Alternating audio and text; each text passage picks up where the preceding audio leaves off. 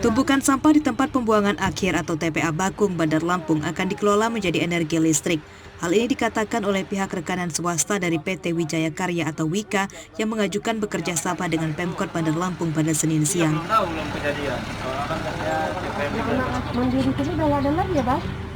Pihak swasta akan mendirikan pembangkit listrik tenaga sampah atau PLTSA. Dalam sehari, PLTSA akan mengolah sekitar 700 ton sampah di TPA Bakung untuk dijadikan daya listrik sebesar 15 juta watt per jam. Kerjasama kini diperkirakan akan terrealisasi mulai pertengahan tahun 2021 mendatang.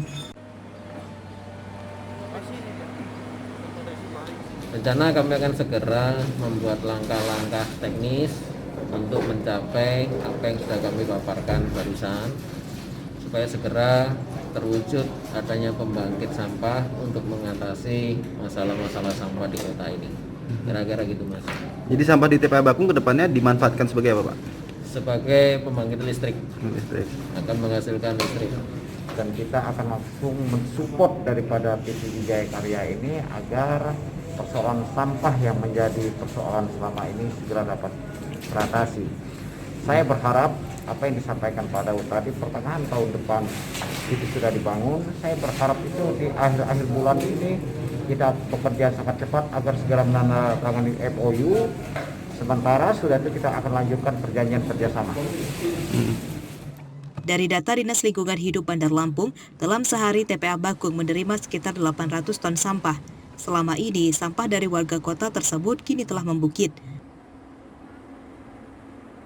Melalui rencana didirikan perusahaan pembangkit listrik tenaga sampah ini, diharap menjadi solusi pengolahan sampah yang berguna bagi masyarakat dan lingkungan. Jeffrey Arifin melaporkan dari Bandar Lampung.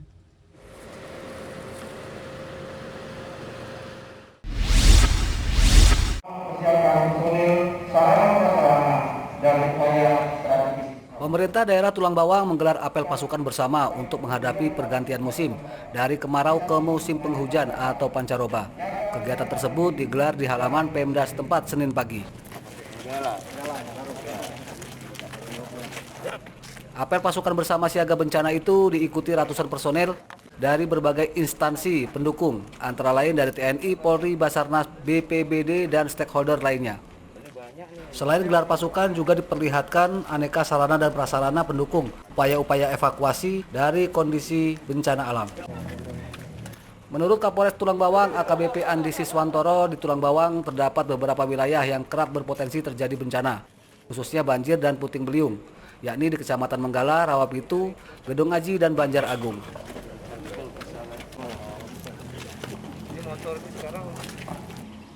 Dalam La Nina perlu diwaspadai adalah bencana hidrometeorologi, yaitu berupa banjir, banjir bandang, tanah longsor, angin kencang, puting beliung, gempa bumi, dan tsunami.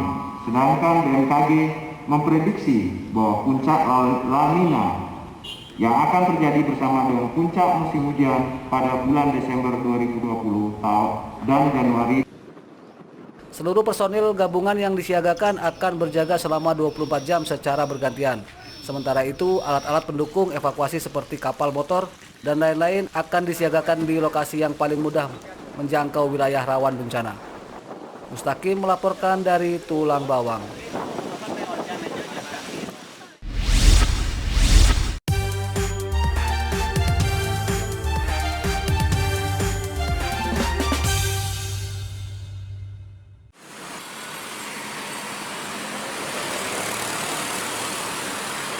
Dinas Kependudukan dan Pencatatan Sipil atau Disduk Capil Bandar Lampung akan memperpanjang waktu pelayanan perekaman KTP elektronik.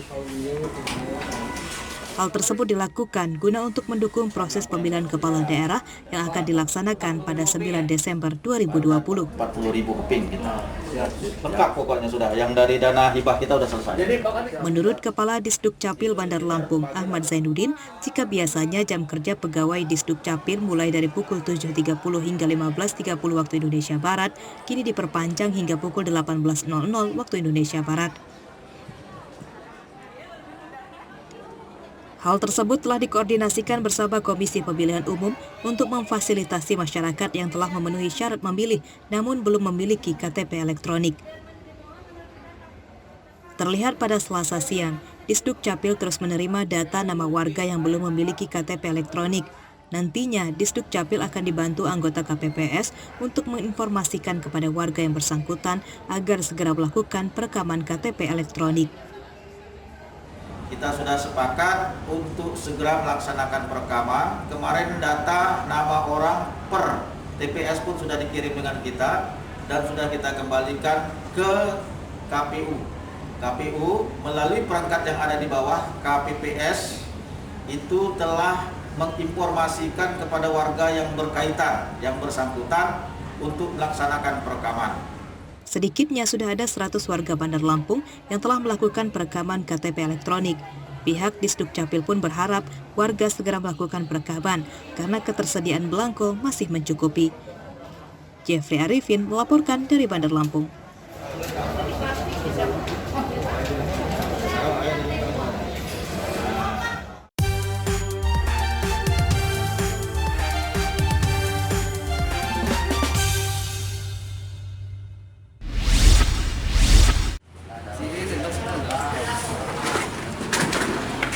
Tersangka kasus penganiayaan bernama Abir Sahudin berusia 42 tahun ini ditangkap oleh polisi sektor Sungkai Selatan, Lampung Utara pada Senin siang.